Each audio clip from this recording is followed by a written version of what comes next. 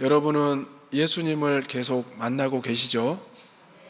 여러분이 예수님을 찾기도 하고 예수님이 먼저 여러분을 찾기도 하십니다. 우리는 어쩌면 예수님과 끊임없이 만나고 동행하고 살아가고 있습니다. 그런데 우리는 그것을 알 때도 있고 알지 못할 때도 있고 때로는 좋아할 때도 있고 싫어할 때도 있습니다. 오늘 우리가 함께 읽은 누가복음 말씀을 보게 되면 예수님께서 이 땅에 오셔서 공생애의 사역을 시작하고 난 뒤로는 예수님이 끊임없이 누군가를 찾아가시는 것을 알게 됩니다. 그런데 한결같이 예수님께서 찾아갔던 사람들은 세상에서 그렇게 별 볼 일 있는 사람이 아니라 별 볼 일 없는 사람들을 주로 찾아가셨습니다. 연약한 자들, 귀신 들린 자들, 또 병 고침을 받지 못한 자들을 예수님은 굳이 찾아가셨습니다. 그리고 그들의 사정을 들어주시고 그들의 아픈 부분을 만져주시고 또 위로해 주시고 고쳐주시고 살려주셨습니다. 오늘 또 예수님께서는 한 사람을 만나고 계십니다. 바로 그는 베드로, 시몬이라고 하는 베드로였습니다. 오늘 예수님께서는 한 영혼 시몬을 찾기 위해서 길을 떠나셨고 마침내 만나 주셨습니다. 오늘 예수님께서 저와 여러분에게 찾아오셨고 우리도 예수님을 만나러 이 자리에 나온 줄로 믿습니다. 우리가 누군가를 만난다면 뭘 하겠습니까? 인사를 하고 그 사람에게 하고 싶은 말을 하고 또 그 사람이 나에게 하고 싶은 말을 들어주게 됩니다. 그리고 그 사람이 기쁜 이야기를 하면 함께 웃어주고 그 사람이 슬픈 마음을 이야기하면 함께 울어주게 됩니다. 그리고 그 사람이 어떤 부탁을 하게 되면 내가 또 들어줄 수 있으면 들어주고 내가 혹시 들어주지 못하면 또 누군가에게 도움을 청하기도 합니다. 오늘 예수님께서 베드로를 찾아가셨지만 베드로에게는 필요한 것이 딱히 없는 사람처럼 보였습니다. 왜냐하면 베드로는 갈릴리 호숫가에서 어부였고 배를 가지고 있는 사람이었습니다. 그 사람이 배를 가지고 있었지만 그에게 외관상으로는 부족한 것이나 어떤 연약함이 전혀 없어 보였습니다. 오늘 예수님께서는 베드로를 만났지만 딱히 뭐라고 처음부터 하지 않으셨습니다. 많은 무리들이 예수님을 찾아왔고 몰려들었을 때 예수님은 바닷가에서 말씀을 전하시면서 베드로의 배 위에 살짝 오르셨습니다. 그리고 베드로에게 배를 띄워서 물가로 나아가기를 원하셨습니다. 그때까지도 베드로는 아무 말 없이 순종하였던 것을 알게 됩니다. 그런데 이 모든 말씀을 마치시고 예수님께서 베드로에게 말씀을 하십니다. 시몬에게 이르시되 깊은 데로 가서 그물을 내려 고기를 잡으라. 왜 이런 말씀을 하셨을까요? 사실 오늘 본문의 말씀의 내용을 보게 되면 베드로가 물고기를 잡으러 지난밤에 갔는데 밤새도록 고기를 잡지 못했습니다. 어렸을 적부터 갈릴리 호수에서 자랐고 대를 이어서 어업을 했던 어부가 되었고 또 배가 가지고 있으면 선장이라고 할 수 있죠. 이런 잔뼈가 굵은 사람이 밤새도록 그물을 내렸는데 물고기 한 마리를 잡지 못했다는 사실입니다. 우리가 알고 있는 대로 어촌에서 가장 부유하고 어깨에 힘이 들어가는 사람이 누군지 아십니까? 선주, 선장입니다. 배를 가지고 있는 분을 선주라고 하고 배를 직접 모으는 분을 선장이라고 합니다. 그래서 어촌에 가면 선주나 선장이 가장 어깨에 힘이 들어가 있고 그 집이 가장 잘 산다고 합니다. 이런 베드로가 밤새도록 고기를 한 마리도 잡지 못했다는 것은 참으로 창피하고 민망한 일이었습니다. 예수님께 말 못했고 또 주변 사람들에게도 말 못할 아주 부끄러운 일이었습니다. 그래서 베드로는 그 동료들과 함께 이제 다시 오늘 밤에 나아가야 되겠다 하며 그물을 씻고 있는 상황이었습니다. 그때 예수님께서 바닷가로 오셨고 갑자기 베드로의 배에 오르시면서 거기에서 말씀을 전하셨습니다. 누구나 그 상황을 보면 베드로의 상황을 파악할 수 없었을 것입니다. 그런데 예수님께서는 이미 베드로의 상황을 알고 계셨고 베드로에게 조용히 말씀하셨습니다. 깊은 데로 가서 그물을 내려 고기를 잡으라. 그러자 뭐라고 말씀했습니까? 5절의 말씀을 우리 다 같이 읽어볼까요? 5절의 말씀입니다. 시작. 시몬이 대답하여 이르되 잡은 것이 없지만은 말씀에 의지하여 내가 그물을 내리리이다 하고. 아멘. 시몬이 대답을 합니다. 밤새도록 잡지 못했지만 당신의 말씀에 의지하여 그물을 내려서 해보겠습니다. 그런데 이게 과연 여러분 어떻게 생각하십니까? 시몬이 베드로가 순종해서 이렇게 기쁜 마음으로 고백을 했다고 생각하십니까? 그렇지 않으리라 생각됩니다. 베드로는 오히려 당당하게 말을 했을 겁니다.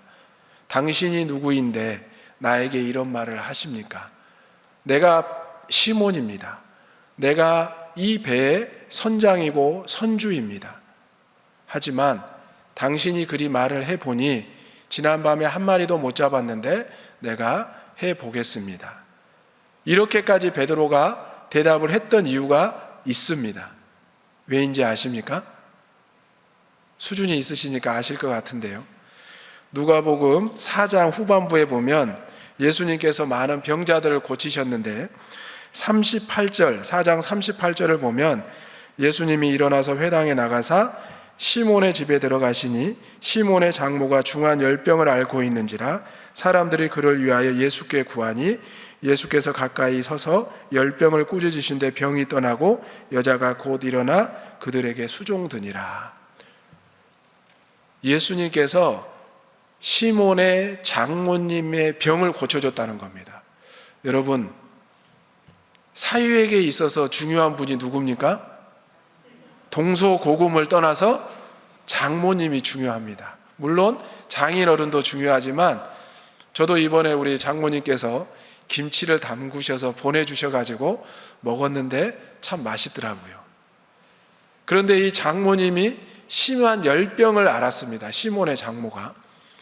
그래서 주변에 있는 사람들이 예수님을 청했고 예수님이 시몬의 집에 들어가서 열병을 앓고 있는 이 장모의 병을 고쳐주셨다는 사실입니다. 사실 선장 정도 되고 그 지방에서 유지였던 이 시몬이 얼마나 사실 교만했겠습니까? 우리가 성경 말씀을 복음서를 쭉 읽어보면 이 베드로라는 사람이 보통 사람이 아닙니다.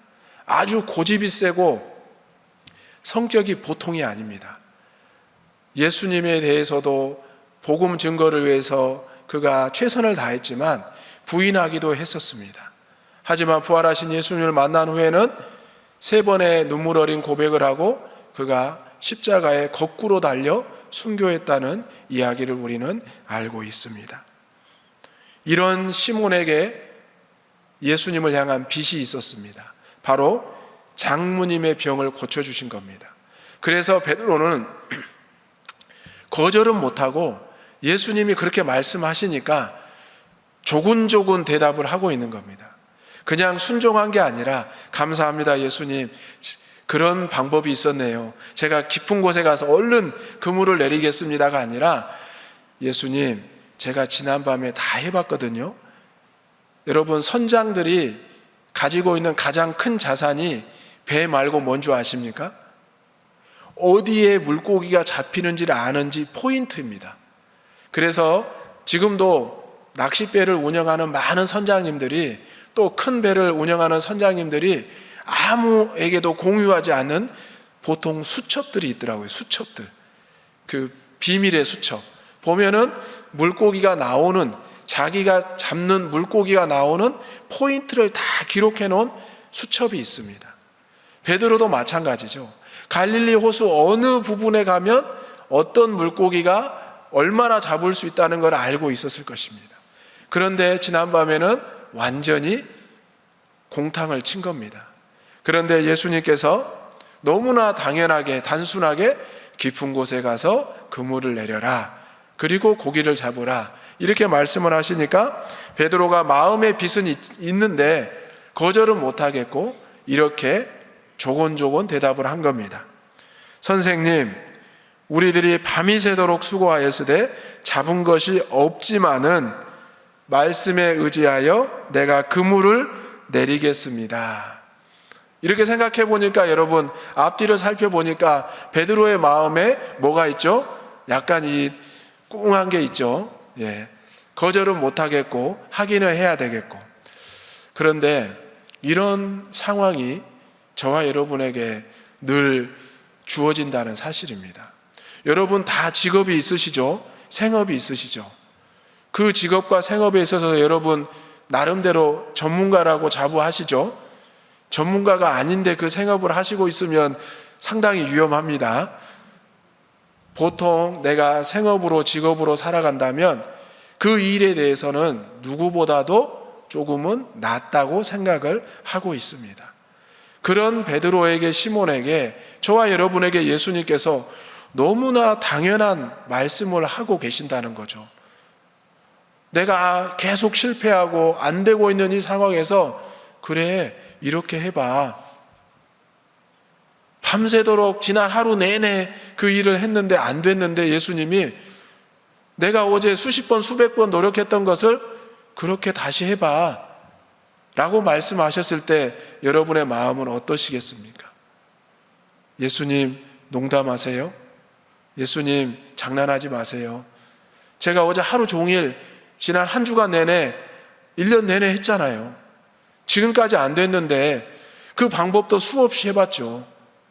그런데 예수님이 뭐라고 말씀하셨습니까? 깊은 데로 가서 그물을 내려 고기를 잡으라.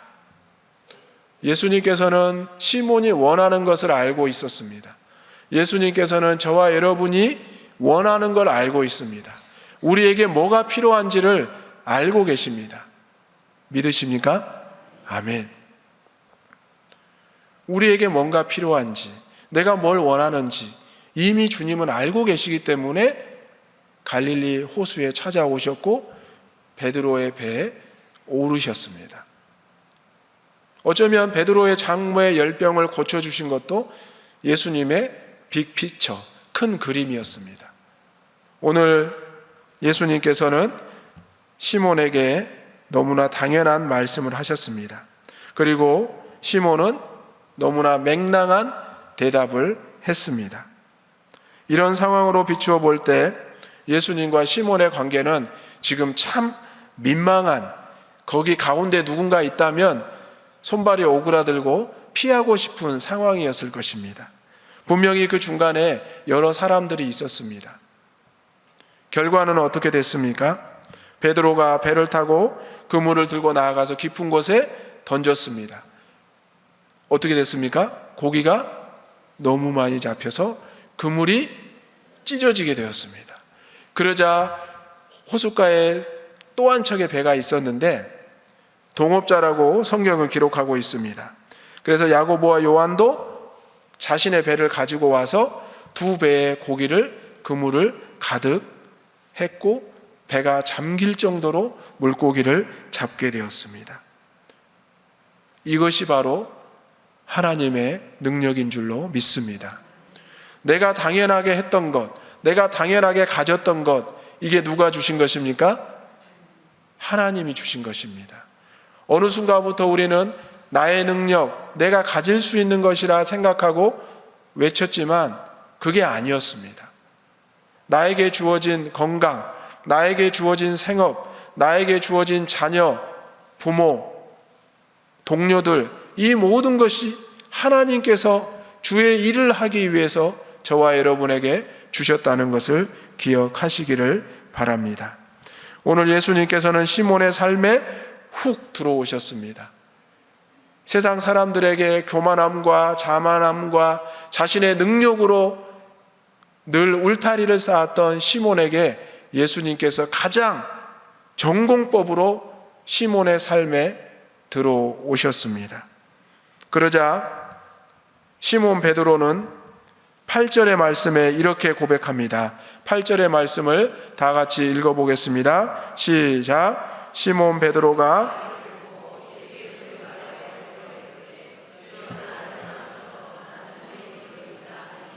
아멘.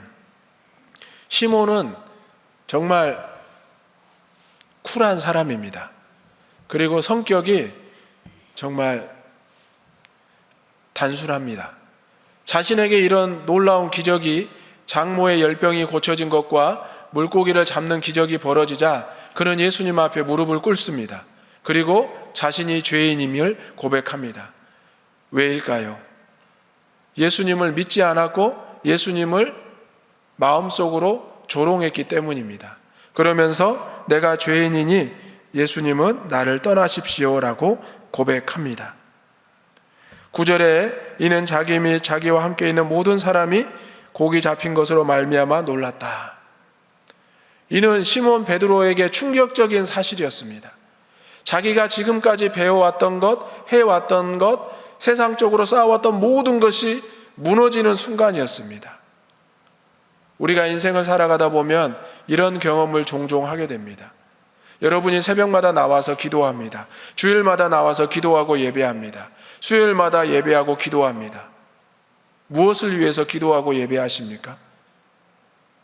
우리의 삶을 위해서 예배하고 기도할 때가 많습니다. 그런데 그 기도보다 앞서서 해야 될 기도가 있습니다. 내 삶을 하나님께서 인도하여 주시고 하나님의 뜻으로 살아가게 해 주십시오라고 기도하는 것입니다. 여러분의 삶의 주인은 누구이십니까? 하나님이십니다. 우리의 삶의 주인이 내가 아니라 하나님이심을 고백하시기를 주님의 이름으로 축원합니다.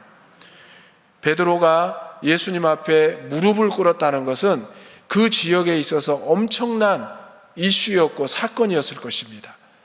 그렇게 당당했던 시몬 베드로가 어떻게 저 젊은 청년 앞에서 무릎을 꿇을 수 있느냐? 모든 사람이 놀랐을 것입니다. 하지만 베드로는 철저하게 예수님 앞에 무릎을 꿇고 고백했습니다. 내가 주님을 의심했고 내가 주님을 부정했고 이런 제가 죄인입니다. 이런 모습이 저와 여러분에게도 임하기를 소망합니다. 그러자 예수님께서는 뭐라고 말씀하셨습니까?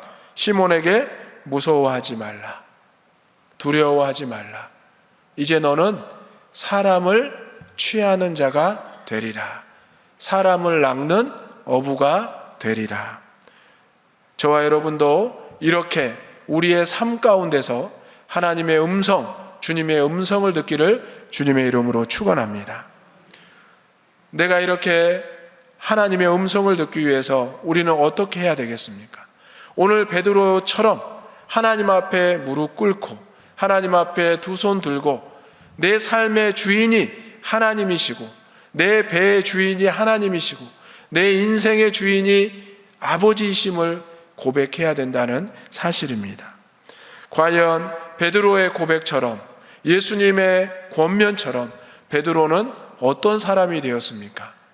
더 이상 호수에서 물고기를 잡는 사람이 아니라 하나님의 나라에서 사람을 낚는 어부가 되었다는 사실입니다.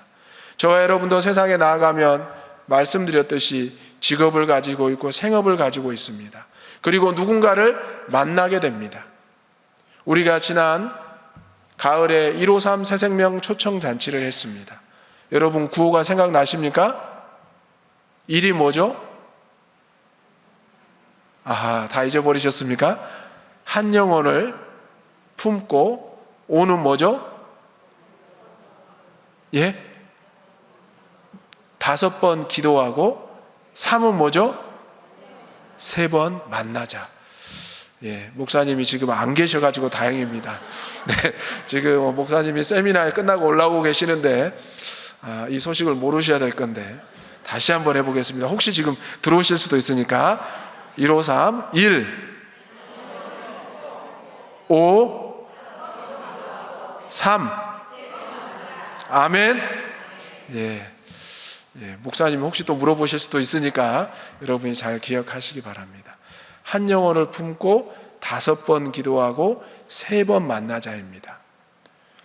사실 제가 목회자지만 목회는 만남으로 시작해서 만남으로 끝난다고 해도 과언이 아니라고 생각합니다.